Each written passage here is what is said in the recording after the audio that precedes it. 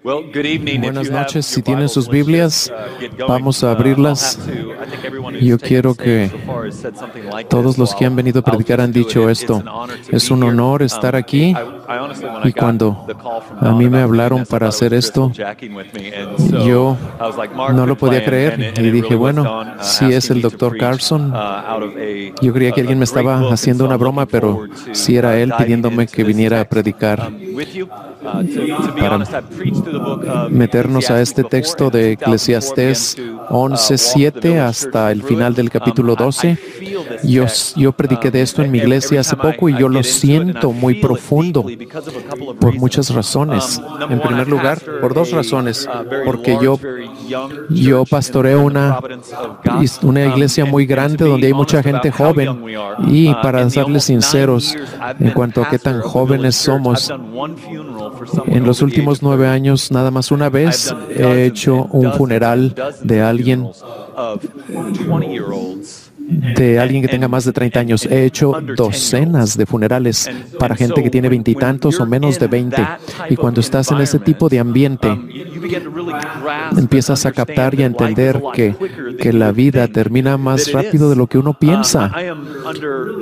Yo no tengo la menor ilusión de que podamos llegar a los 30 o 50 o 60 porque esta vida que tenemos es realmente un regalo de Dios.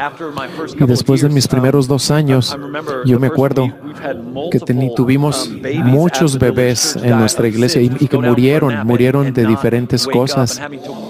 Y tenía que encaminar a esos cuartos de hospital o a esos funerarias. Y yo sentía que mis piernas se me doblaban cuando entraba al lugar donde había tristeza sobre tristeza sobre tristeza. Y en aquel tiempo no veía yo la estructura teológica que me iba a apoyar. Así que yo empecé a ser fiel al Señor en pastorear a las personas que Él me había traído a pastorear y en prepararlos para la realidad de la vida en un mundo caído. Y una de las grandes misericordias de Cristo sobre mi vida es que a medida que yo los preparaba a ellos, Dios me estaba preparando a mí. Y los domingos en la mañana, cuando yo iba a leer, a prepararme para cuando iba a la silla en la que yo estudio la Biblia, yo trataba de tomarme una taza de café y yo pasaba ahí por un lugar donde se sentaba mi hijita también. Y de repente eso es lo último que recuerdo esa vez. Y ya después desperté en el hospital porque a mí me dio cáncer en el cerebro.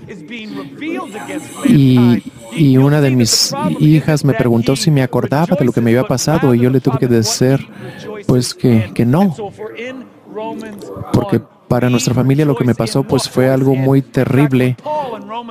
Tuvieron que hacer una cirugía masiva en mi cerebro y hubo mucho drama entre el jueves que me dio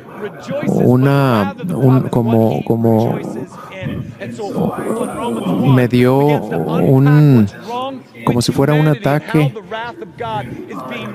Me caí y luego ya me tuvieron que llevar al hospital y de repente ya me vi hablando con el neurocirujano y yo pues no estaba preparado para oír que tenían que cortar una gran parte de mi cerebro. Escuchar eso por primera vez después de que yo había estado tratando de ayudar a gentes que les habían dado noticias como esas.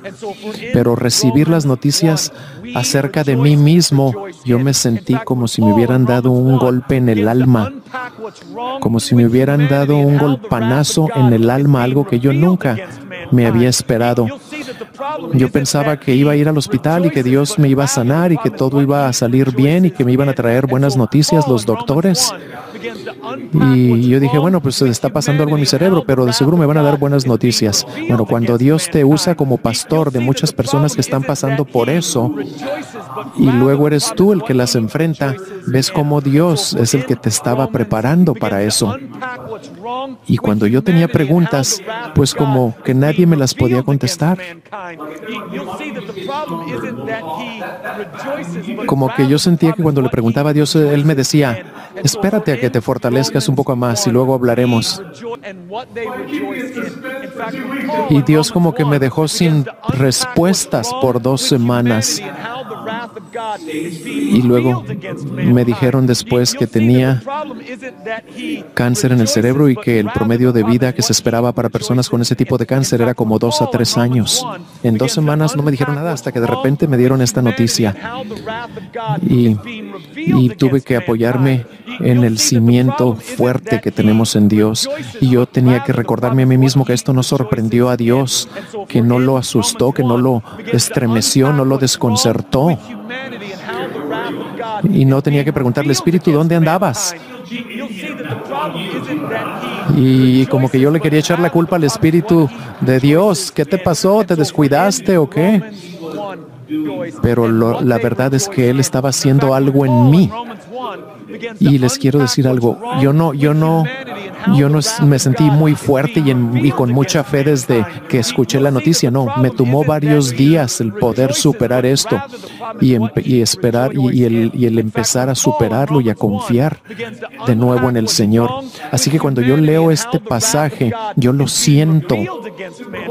Y no me vean ahora como un super santo porque, ay, pobrecito, le dio cáncer en el cerebro. No, pero si les digo que lo siento, es porque crea calor en mí, crea fuego en mí, porque esto es lo que yo sé que ustedes no saben. Algunos de ustedes no van a regresar a esta conferencia dentro de 2 años. Todos piensan que van a volver, pero ¿saben cuál es la verdad?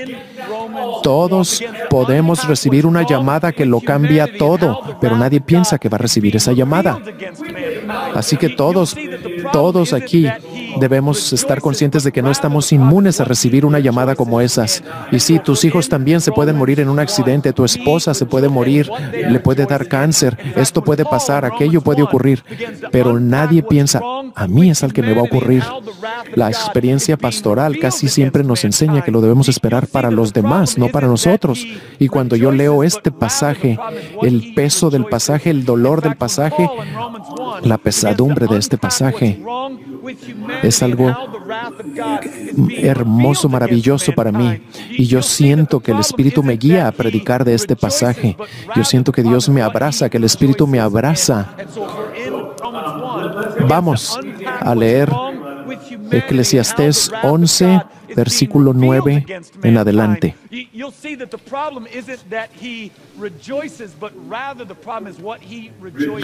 Alégrate, joven, en tu juventud, y tome placer tu corazón en los días de tu adolescencia, y anda en los caminos de tu corazón y en la vista de tus ojos. Pero sabe que sobre todas estas cosas te juzgará Dios. Aquí empieza a decir algo y todos debemos responder, aleluya, amén. Hasta los más paganos dirían, esta parte yo la amo, alégrate, claro, todo el mundo se quiere alegrar. Sigue tu corazón, tome placer tu corazón en los días de tu adolescencia o de tu juventud. Cualquier salvo o inconverso estaría de acuerdo con esto y diría, está en la palabra, está en la Biblia. Pero no termina ahí. Pero acuérdate que vas a ser juzgado por lo que hagas. Así que ve y regocíjate, sigue tus ojos, sigue los deseos de tu corazón, pero acuérdate que un día vas a darle cuentas a Dios. No olvides eso mientras te vas de fiesta. En el versículo 10, quita pues de tu corazón el enojo y aparta de tu carne el mal, porque la adolescencia y la juventud son vanidad. Aquí esto es algo que ya se vuelve un poco más serio. Vamos al 12:1. Acuérdate de tu Creador en los días de tu juventud, antes que vengan los días malos y lleguen los años de los cuales digas, no tengo en ellos contentamiento. Antes de que se oscurezca el sol y la luz y la luna y las estrellas y vuelvan las nubes tras la lluvia, cuando temblarán los guardas de la casa y se encorvarán los hombres fuertes y cesarán las muelas luces porque han disminuido, y se oscurecerán los que miran por las ventanas, y las puertas de afuera se cerrarán por lo bajo del ruido de la muela, cuando se levantará la voz del ave, y todas las hijas del canto serán abatidas, cuando también temerán de lo que es alto, y habrá terrores en el camino, y florecerá el almendro, y la langosta será una carga, y se perderá el apetito, porque el hombre va a su morada eterna, y los endechadores andarán alrededor por las calles. Antes que la cadena de plata se quiebre y se rompa el cuenco de oro, y el cántaro se quiebre junto a la fuente, y la rueda sea rota sobre el pozo, y el polvo vuelva a la tierra como era, y el espíritu vuelva a Dios que lo dio. Vanidad de vanidades, dijo el predicador. Todo es vanidad.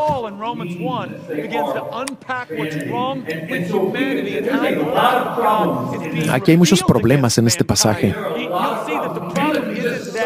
A lo mejor si lo resumimos, podemos decir: regocíjate, disfruta tu juventud, disfruta tus pasiones, pero vas a ser juzgado por eso. Y la vida va a pasar muy rápido, y un día vas a enojarte porque tienes que levantarte, y va a llegar el día del juicio. A lo mejor vas a tener que morir joven y vas a odiar la vida, o a lo mejor vas a morir después ya de viejo, pero vas a odiar la vida porque fue vanidad. Fue vanidad. Y la muerte te va a abrazar y te va a decir: ven, ven, ven. Así que tenemos un problema en este pasaje, y podemos resolverlo si vemos los mandamientos, los imperativos que nos van a guiar a Cristo. El imperativo 1, el mandamiento 1 es: regocíjate. Los seres humanos tenemos un problema con el regocijo, y no es que no nos regocijemos, es que nos regocijamos en la superficie. Todos los que conocemos, todas las personas que conocemos se gozan. No conocemos a un hombre o una mujer que no tenga la capacidad de regocijarse. Pero el problema es que no saben en qué regocijarse. Cuando Pablo en Romanos 1 dice todo lo que está mal con la humanidad y cómo la ira de Dios se va a rebelar contra toda la humanidad, vemos que el problema es que el hombre se regocijaba en las cosas equivocadas. Y en Romanos 1 vemos que se regocijan en las criaturas, no en el Creador. Se regocijan en lo creado. Y así somos, tendemos a regocijarnos con las cosas y decimos: ¿a poco no es hermosa la creación? ¿A poco no es lo espectacular? ¿A poco no es espectacular esta creación? ¿No es asombrosa? Nuestro regocijo es superficial, hueco, porque lo basamos en lo creado. No nos vamos a fondo, no nos vamos a lo profundo. Creemos la mentira en lugar de la verdad de Dios. ¿Y qué es esa mentira? Pues es esa naturaleza caída que creemos que somos más inteligentes que Dios. Yo nunca he visto a nadie que diga eso, pero he conocido a miles que viven de esa manera. Yo soy más inteligente que Dios. ¿Y por qué? Pues porque creemos más en las mentiras que en las verdades que Dios nos ha dicho. ¿Por qué? Porque hay hombres que se van en busca de hombres en el homosexualismo, y ellos toman su decisión por sí mismos, y de nuevo se están regocijando en las cosas equivocadas.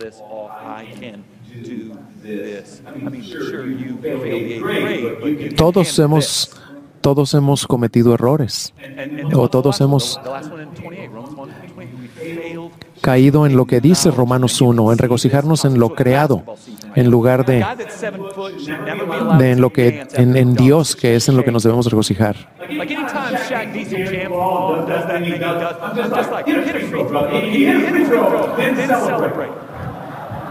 Es como si un jugador de básquetbol que mide más de 2 metros 20 clava la pelota y se regocija en eso, pues es un regocijo superficial y vano. ¿Por qué? Porque para él es muy fácil clavar la pelota teniendo esa estatura.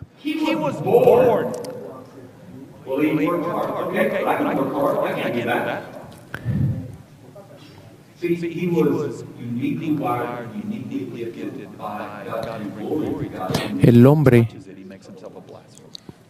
hombre fue creado para darle gloria a Dios, pero cuando en lugar de darle la gloria a Dios, encontramos nuestro gozo en las cosas que Dios ha creado, le robamos esa gloria a Dios y blasfemamos a Dios. Así que el problema no es que no sepamos o que no podamos regocijarnos. Yo soy de Dallas, Texas. La más grande iglesia de Estados Unidos está en esa ciudad. Es tan grande que hasta te tienen que dar un tour de todo lo que se hace en esa ciudad.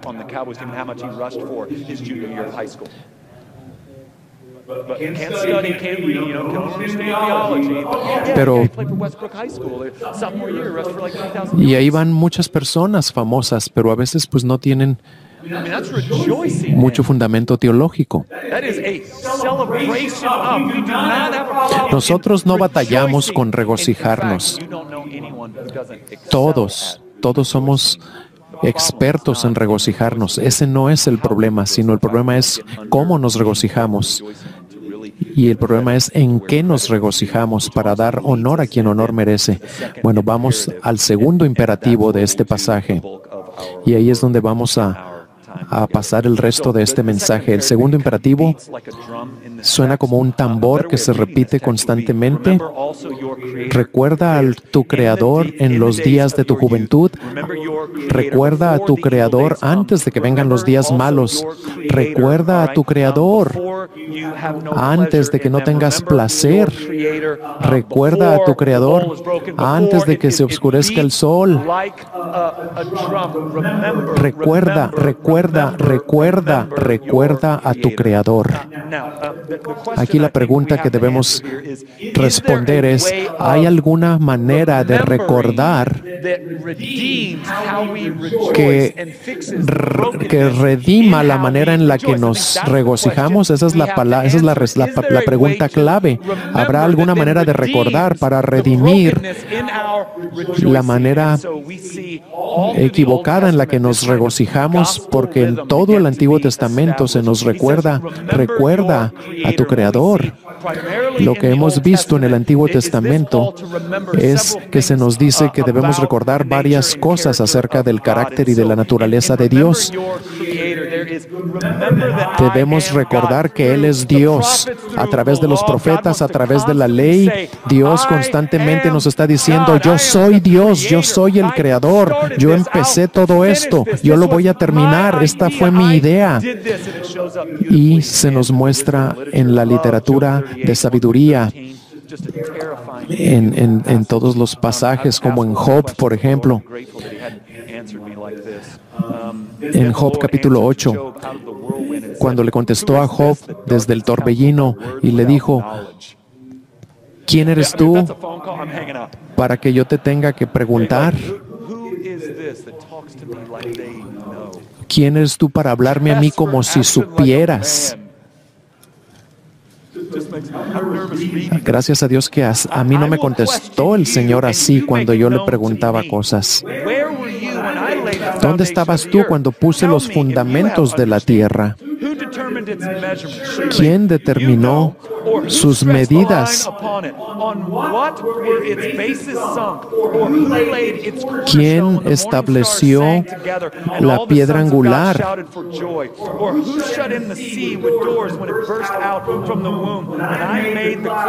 Cuando yo hice a las nubes, cuando creé la oscuridad, cuando puse límites y cuando dije hasta aquí llegarán y no más allá. Tú has mandado a la mañana para que empiecen los días. Tú le has mandado al amanecer que se levante. Y como que hay una pausa, como si Job tuviera una respuesta. Job no le puede responder.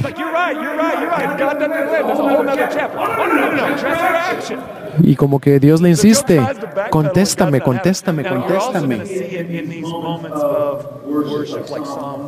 En el Salmo 47 ahora, Él cuenta el número de las estrellas, a todas ellas las llama por sus nombres.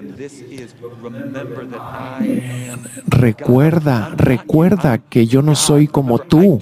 Yo hago lo que tú no puedes. Yo empecé todo esto. Yo estoy dirigiendo, gobernando. Si tú ves el libro de Habacuc, muy similar a Job, Habacuc le pregunta a Dios y le dice, ¿por qué toleras la injusticia? Y Dios le dice, no estoy tolerando la injusticia. Y Habacuc le dice, ¿pero qué ha pasado con los caldeos? Y le dice, ellos son más impíos que nosotros y tú los estás usando a ellos para juzgar a nosotros, que somos impíos también, pero ellos son más impíos que nosotros. Habacuc como que le quería dar instrucciones a Dios. Y Dios le dijo, ¿saben qué les dijo? Voy a venir. Y si crees que me voy a tardar, espera y ve lo que voy a hacer. Recuerda que yo soy Dios. Y también hay otros pasajes en el Antiguo Testamento que Dios nos dice, recuerda quién soy yo. Constantemente Dios trata de que su pueblo venga a recordar. Recuerde quién es Él, lo que ha hecho Él, cómo ha obrado Él.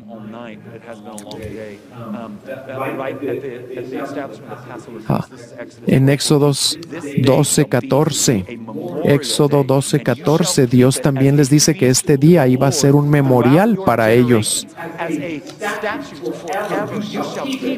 Les dice que recuerden, eso es un memorial.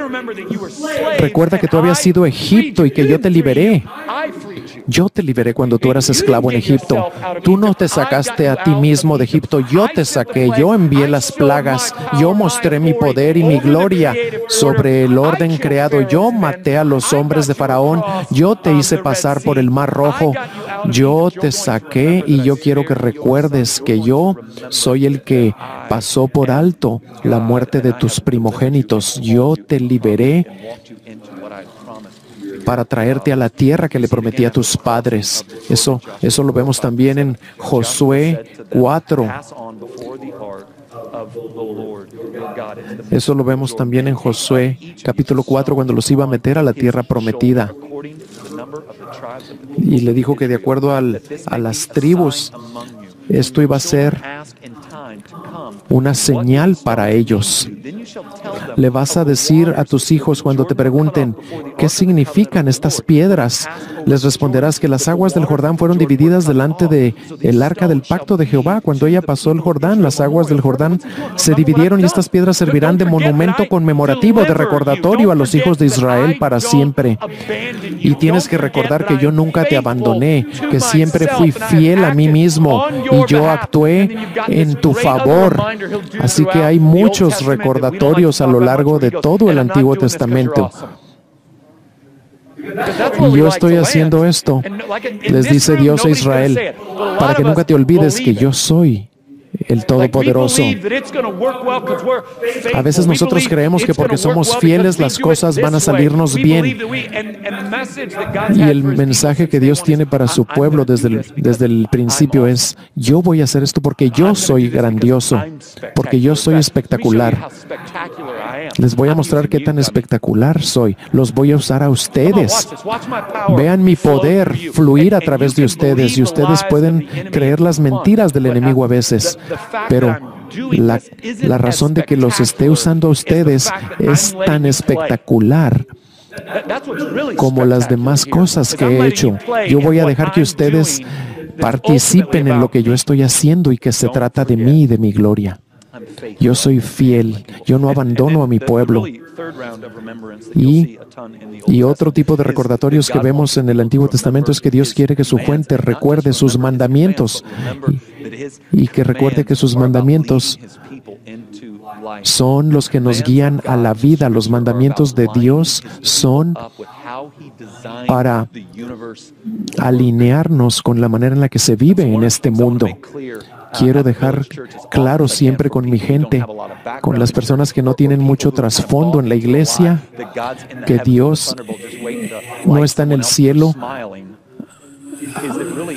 es nada más sonriendo, no. Él nos ha dado mandamientos para guiarnos a la vida. Sus mandamientos son vida. Y muchas veces ellos Muchas veces ellos se cansan de que yo les pregunte, ¿qué tal está funcionando esto para ti? ¿Estás obedeciendo? Porque ni siquiera creo que tienes que ser muy inteligente. Pero puedes ver nuestra cultura y vemos que hemos hecho un absoluto batidero de la cuestión del sexo, por ejemplo. ¿Por qué? Pues porque muchas personas no se satisfacen con lo que Dios diseñó para disfrutarlo en el matrimonio y por eso se la pasan tratando de inventar otras maneras y otros contextos. Y es ridículo lo que nuestra cultura hace. Y debemos regresar a esta pregunta. ¿Te está funcionando la manera en la que tú quieres vivir en el sexo o en cualquier área de tu vida? Contrario a la manera de Dios, contrario a los mandamientos de Dios. ¿Qué es lo que eso trae? Devastación, dolor, pérdida, tristeza. Y Dios no nos quiere dar eso. En Deuteronomio 6, del 6 al 9, ahí se dice que estas palabras que yo te mando hoy deben estar en tu corazón y las debes enseñar diligentemente a tus hijos. Si tú tienes hijos, este es un gran mandamiento porque tenemos un Dios soberano y Él sabe que tú vas a ser diligente en enseñarle esto a tus hijos. Yo tengo 3 pequeños, uno de 8, uno de 5 y uno de 2 y tenemos devociones familiares cada día y yo confío que el Espíritu Santo esté haciendo algo en mis hijos.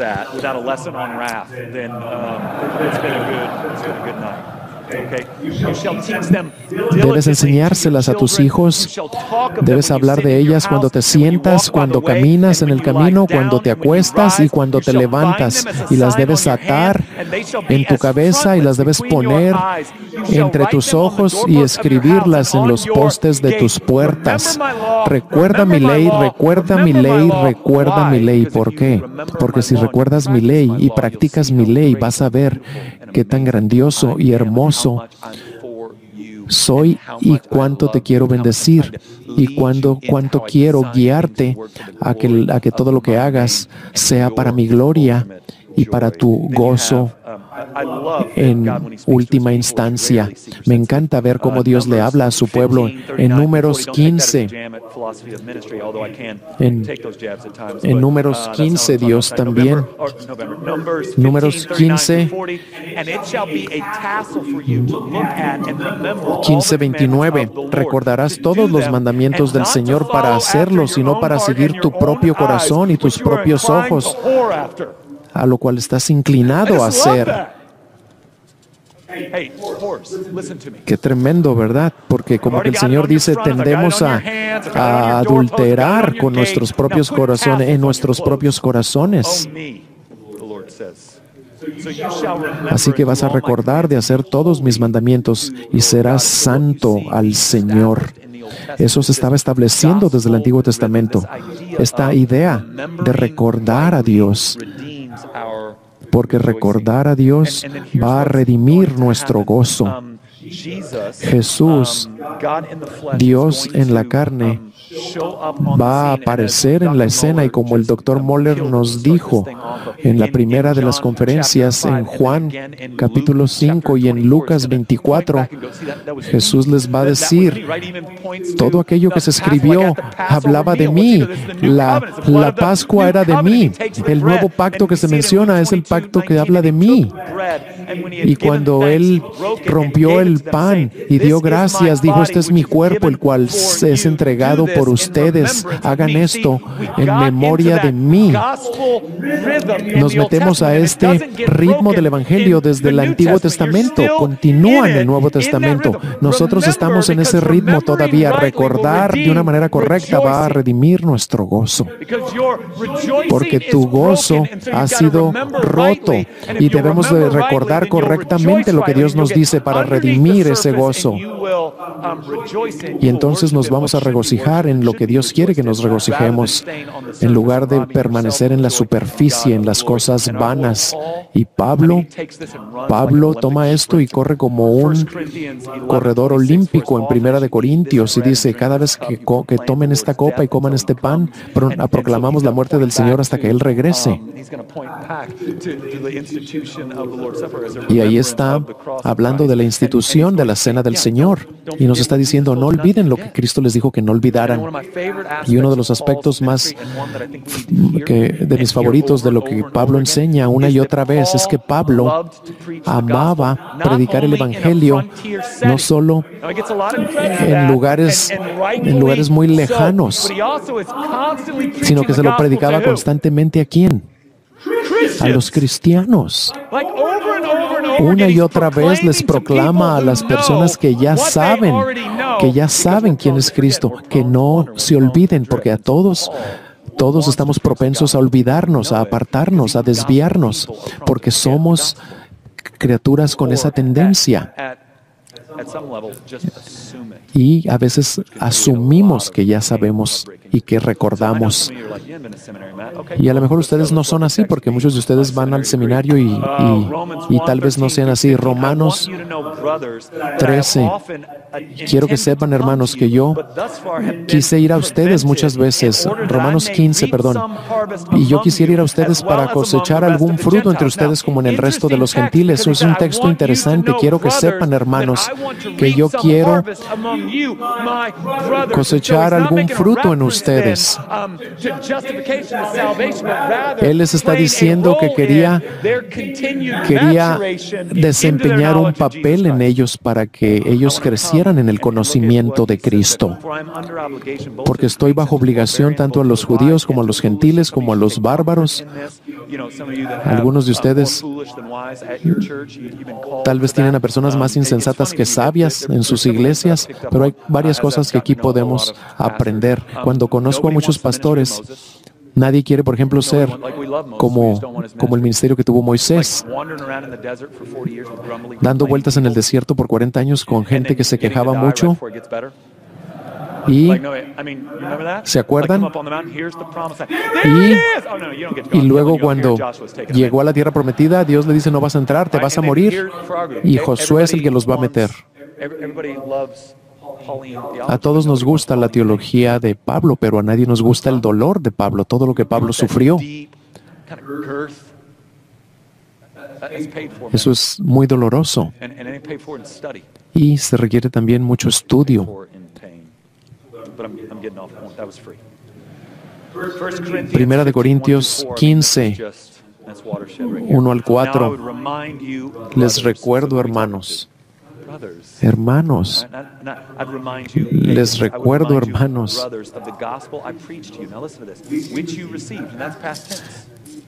que lo que ustedes recibieron, el evangelio que les he predicado, por el cual perseveráis,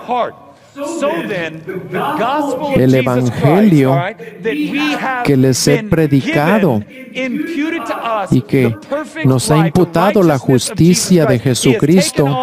Él ha tomado nuestra ira, nuestra culpa, y ahora nosotros ya no nos tenemos que desviar de eso. Eso es lo que nos salva, eso es lo que nos sostiene, eso es lo que nos trae a nuestro hogar celestial. No nos vamos a apartar del evangelio. Predícalo de esa manera, discipula a los hombres de esa manera,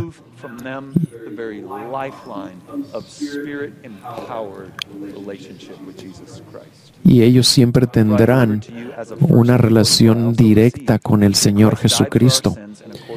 ¿Y qué les quiero recordar? Lo que les he enseñado, que Cristo murió por nuestros pecados conforme a las Escrituras, y que fue sepultado y que resucitó al tercer día conforme a las Escrituras, y que apareció a Cefas y después a los 12. En Gálatas 1,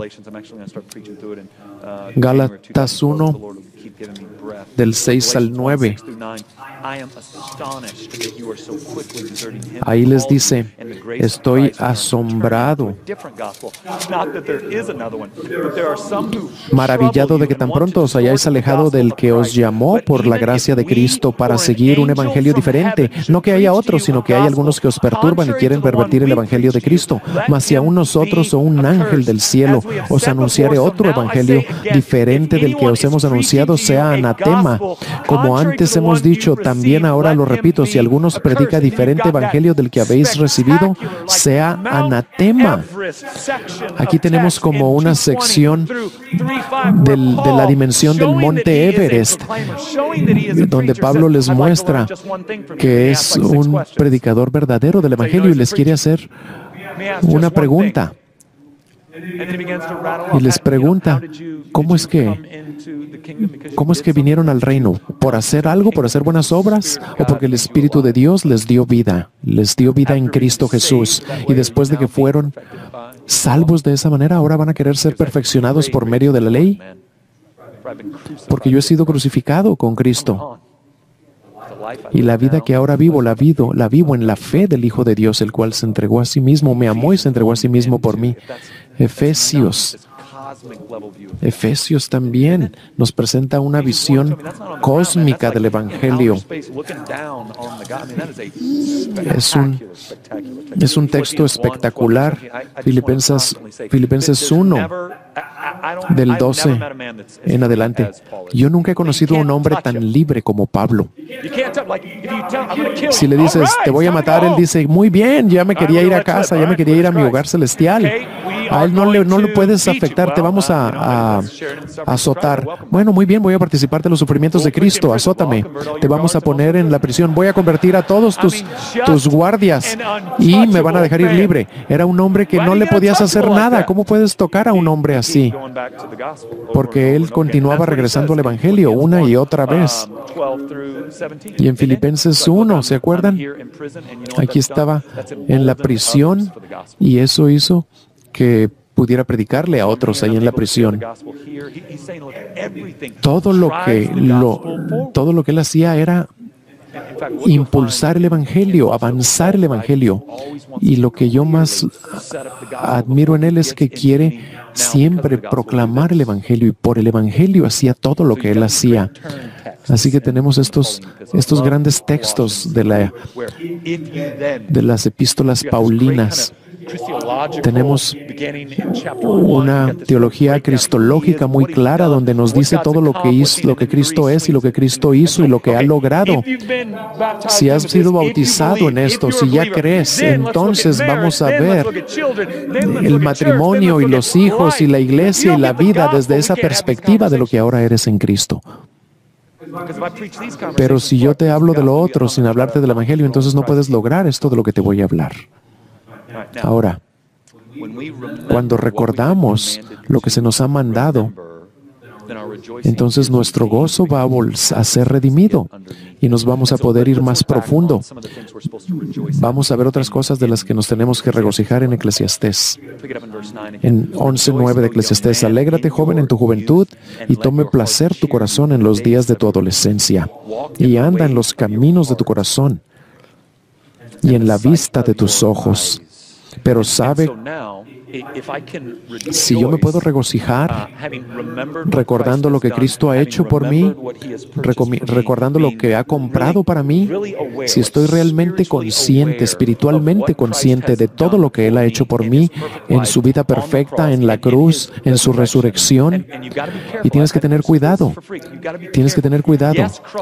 debemos vivir centrados en la cruz, pero también hubo una vida perfecta y una resurrección. Dame la cruz, sí, necesito la cruz, pero tiene que haber doble imputación o la cruz pierde su poder. Y esa doble imputación es que mi culpa se le imputa a Él, pero Él nos imputa a nosotros su justicia. Nos acredita su justicia, su obediencia. Y para mi juventud, para mi fortaleza física, no me debo regocijar en mi juventud. Me regocijo que Cristo en su misericordia me ha concedido juventud y por la gracia de Cristo me ha liberado en mi juventud para servirlo a Él. Ahí ya no me regocijé solamente en mi juventud y en mi fortaleza, me regocijé en el llamado que Dios hizo a mi vida. Me regocijo en que he sido redimido. Y el celo el celo juvenil que tengo es redimido porque me regocijo en lo más profundo, en lo que Cristo ha hecho por mí. El control es una ilusión. No tenemos ningún control. Porque podemos ir al gimnasio todo lo que queramos, hacer todo el ejercicio que queramos, pero no te va a salvar, no te va a librar. Y sí, debemos cuidar nuestros cuerpos físicos. Pero después de todo, nuestro regocijo no debe venir de que somos jóvenes y fuertes, porque en un segundo se puede ir nuestra vida y nuestra salud y nuestra fortaleza. Pero lo que nadie me puede arrancar es que en este momento Dios me ha dado fortaleza para proclamarlo a Él, para engrandecerlo a Él. No me regocijo en que esté sano y joven, sino que Él ha abierto mis ojos para ver lo maravilloso que Él es, y en mi juventud lo puedo proclamar y engrandecer. Nos debemos regocijar en el placer de nuestro corazón. Yo cuando veo esto y veo los deseos de mi corazón y cómo me puedo meter un poco más a fondo. Tengo una hermosa esposa. Y el último año y medio, eso ha sido aún más significativo para mí, porque cuando ya no tienes nada que ofrecer, yo traté de ser un buen esposo, un buen padre, pero cuando te cortan una parte de tu cerebro, y ya no puedes hacer las cosas que antes hacías como esposo, como padre.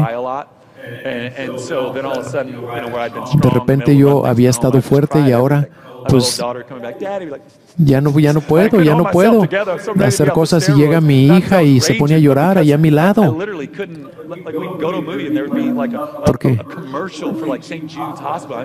Porque aun cuando veíamos alguna película y salía un comercial sobre hospitales, yo me ponía a llorar y no podía ayudar muy bien a mi hija. Pero Cristo sí está siempre ahí conmigo y no me abandona nunca. Y aún en mi debilidad, Él estaba a mi lado.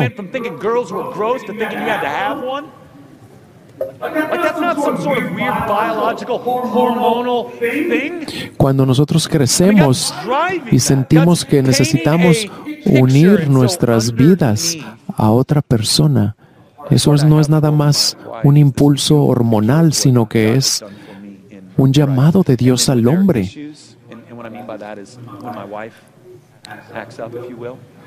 Y cuando mi esposa llega a comportarse mal de alguna manera, cuando tenemos roces y conflictos, porque las únicas personas que no tienen problemas son los que no se han casado o los que se acaban de casar ayer. Pero cuando hay roces, cuando hay conflictos, yo amo a mi esposa, pero hay momentos cuando necesitamos ayuda. Y en esos momentos recordamos esta gran lección, recordamos quién es Jesús, recordamos esta analogía de las bodas del Cordero, la esposa de Cristo, la novia de Cristo, y nos regocijamos. Y no nada más me regocijo en mi esposa, me regocijo en otra realidad que mi esposa me hace recordar y que mi matrimonio representa, que nuestro esposo, el esposo de la iglesia de la que soy parte, no me va a abandonar jamás. Me regocijo en Él. Y si hay algo más grande que ser un padre, tal vez lo único más grande que ser un papá sea ser un hijo de Dios, pero me encanta ver la inocencia de los corazones de nuestros hijos. Pongan atención a lo que Dios les enseña por medio de ellos. Pongan atención. Y aquí quiero tener cuidado, porque no los quiero entretener. Pero el Señor me maravilló cuando nuestro hijo mayor empezó a caminar. Y yo creo que un niño que empieza a caminar no nada más es una decisión de su voluntad, sino que es una serie de factores que se van combinando hasta que se van agarrando de la orillita de algo, y luego los empiezas a dejar y los sueltas.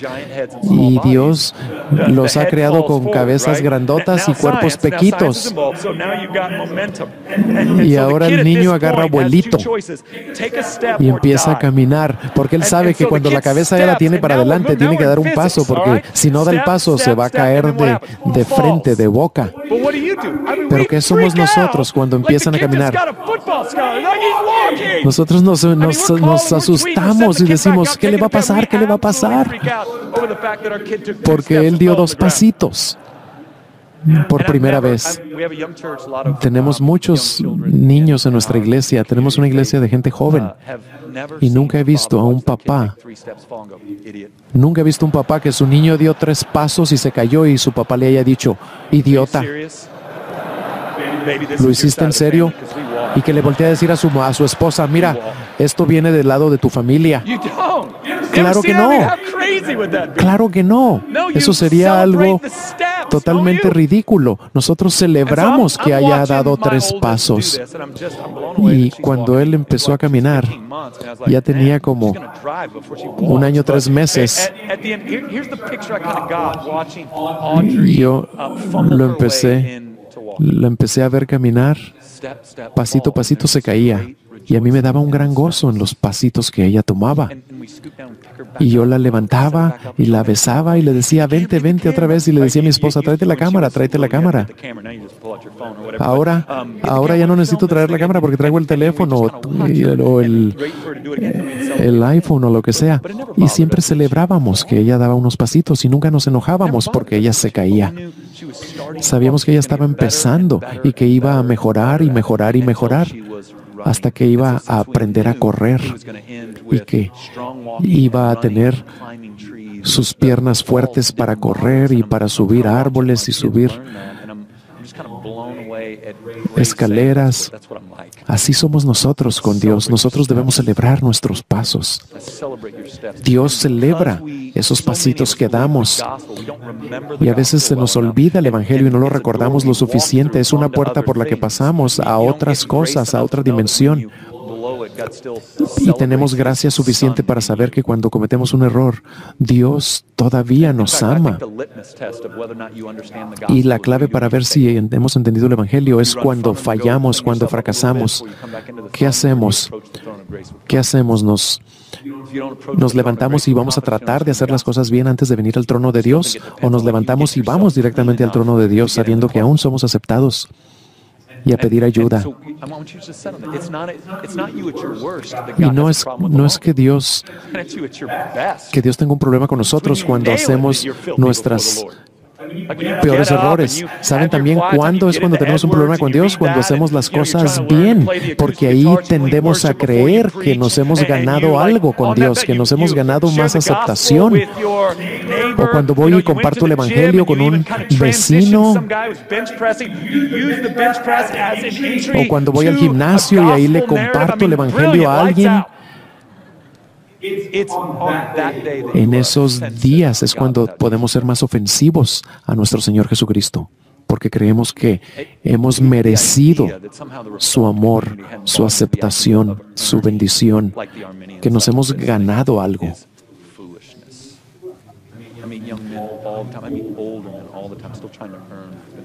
Muchas personas están tratando de merecer y de ganarse lo que ya les ha sido perdonado. Tenemos que entender lo que Cristo ha hecho. Recordar lo que ha hecho y eso nos va a llevar a un nivel más profundo para regocijarnos en aquello que es más profundo y nuestro gozo seguirá expandiéndose y vamos a poder mantenernos en ese gozo. Vamos a hablar. Esto no nada más es una postura mental. No se trata de ver cómo voy a pensar y cómo voy a recordar correctamente, cómo voy a corregir mi regocijo. No funciona así. Vamos a hablar de esto. ¿Cómo recordamos de tal manera que nos lleve a regocijarnos correctamente? Necesitamos nacer de nuevo.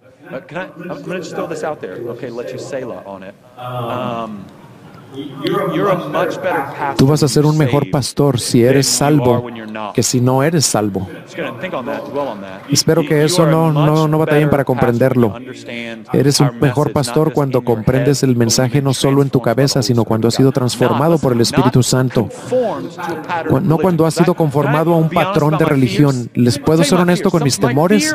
Mis temores por algunos de ustedes es que ustedes crecieron en la iglesia y aprendieron que al decir ciertas cosas y actuar de cierta manera, ustedes ya tienen poder y credibilidad y se han ganado el aplauso de Dios y ya saben jugar ese juego tan bien que al creer que creen que si son reformados piensan que Jesús piensa gran cosa de ustedes, pero ustedes se han conformado a un patrón de religiosidad y no han sido transformados por el Espíritu de Dios. Ustedes tienen que meterse al corazón esto. Y los quiero advertir que lo amen, que lo sirvan, que lo conozcan. Serán un mucho mejor pastor.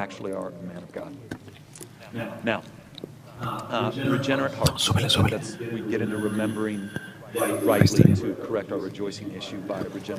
Son corazones regenerados lo que necesitamos tener. Una constante meditación en el Evangelio de Jesucristo. Después de todos estos años, después de tratar de servir fielmente al Señor por el poder del Espíritu, yo todavía tengo que predicarme el Evangelio a mí mismo. Hace unos pocos meses estaba yo cerca de mi pueblo y yo dije, voy a ir a ver algunas de las casas viejas en las que yo había vivido para enseñárselas a mis hijos. Y yo manejé por el pueblo y vi este campo donde yo me había peleado con un hombre delante de mucha gente. Y yo no soy así, yo no soy de los que puede atemorizar a los demás, pero habían pasado unas cosas feas en ese campo. Y me peleé con un hombre que se llamaba Sean y espero que Dios ya lo haya salvado. Pero si ustedes le mencionan mi nombre a ese hombre, él todavía tal vez le dé coraje. Y yo empecé a ser impactado por algunas de las memorias de las casas. ¿Y saben qué vino a mi mente y a mi corazón? Vergüenza. Y yo pasé por la casa de otro amigo donde celebramos su cumpleaños número 16. ¿Y qué vino a mi mente? Vergüenza. Y yo tenía que regresar a predicar y en todo ese camino yo iba siendo acusado por mis recuerdos, por mi carne. Pero el Espíritu Santo no acusa. El Espíritu Santo nos lleva a la gracia. En mi corazón yo estaba teniendo estos pensamientos.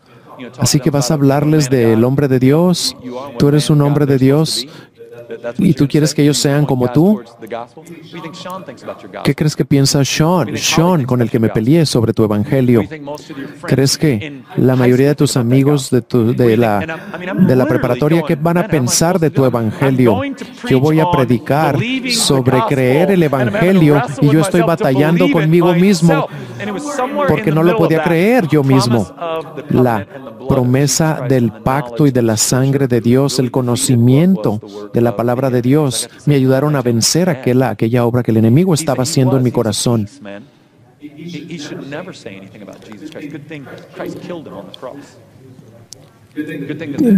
El nuevo hombre, Matt Chandler, no es nuevo por lo que él ha hecho, sino por lo que Jesucristo hizo por él. Y ahora yo puedo caminar en el poder del Evangelio. Por favor, no asuman el Evangelio. No lo asuman. Tiene que ser explícito. Tiene que ser constantemente explícito. Porque si lo asumen, el Dr. Moller nos habló en el primer mensaje. Nos vamos a volver deístas, moralistas, terapéuticos.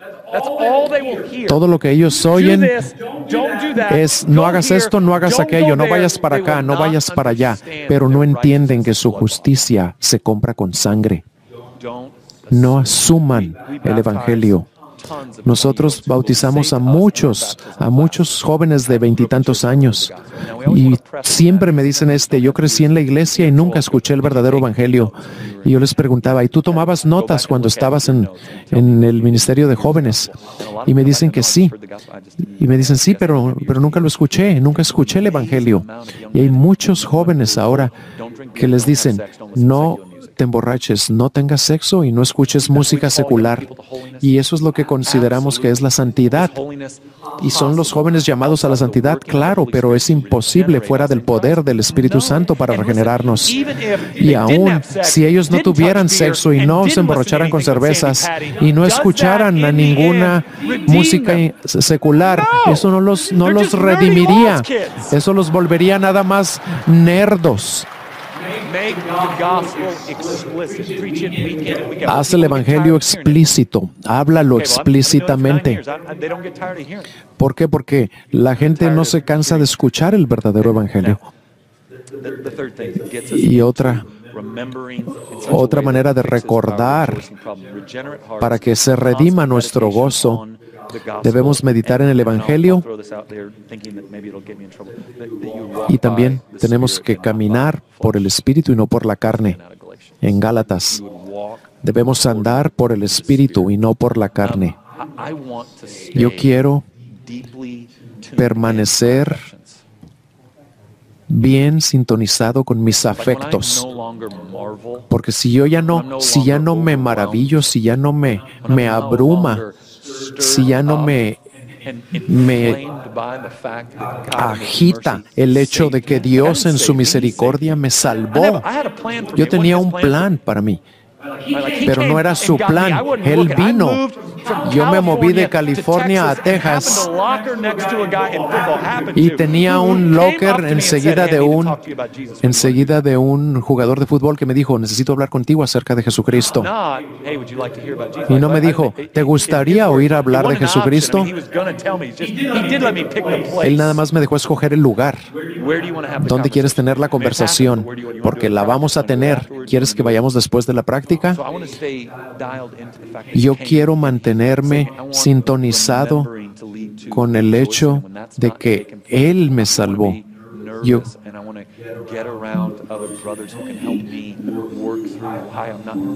Yo quiero estar junto a hermanos que me ayuden a darme cuenta por qué no me maravilla el haber tenido un encuentro con la persona más maravillosa del universo.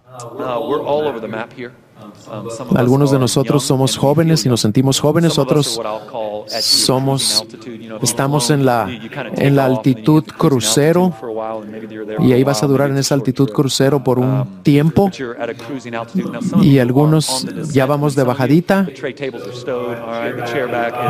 Ya los asientos del avión se tienen que enderezar,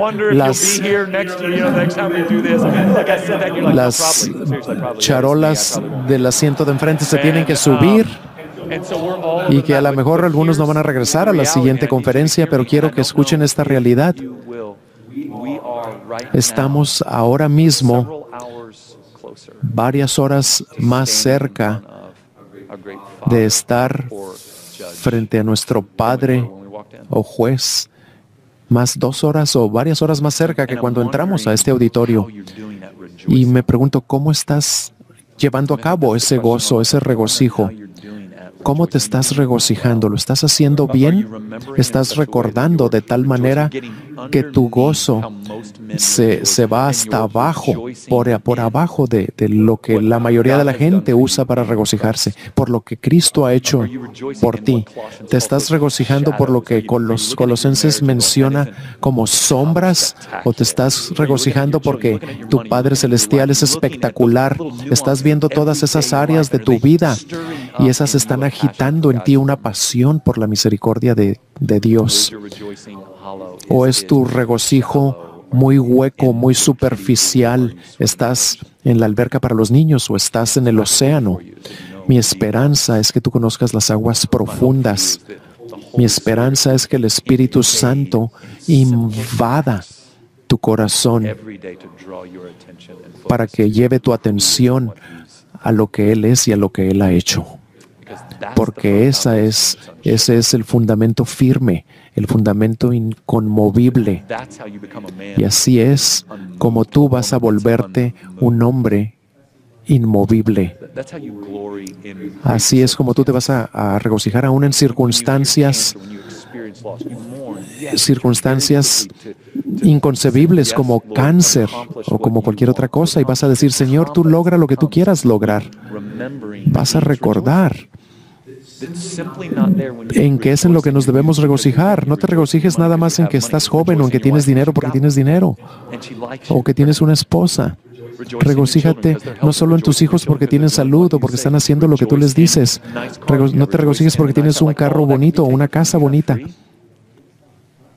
Todo eso se te puede quitar. Recuérdate, nos tenemos que regocijar en lo que está por debajo de todo eso. Vamos a orar.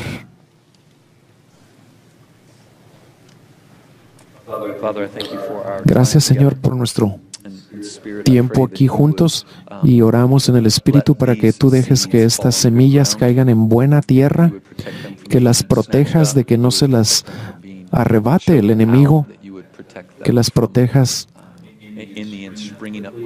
para que broten pronto, pero que no se quemen, Señor. Haznos hombres y mujeres del Evangelio. Ayúdanos a meditar, a pensar, a perseverar en lo que tú has hecho, en lo que tú eres, en lo que has logrado. Y para que eso nos mande a un gozo más profundo en todo lo que vivimos en esta vida, para ver con nuevos lentes todo lo que nos ocurre. Vuélvenos adoradores, personas que genuinamente se regocijan por ti. Ayúdanos a amarte más de lo que te amamos, a conocerte más de lo que te conocemos. Gracias que nos has cubierto con tu gracia mientras aprendemos a caminar. En el nombre de Cristo oramos. Amén.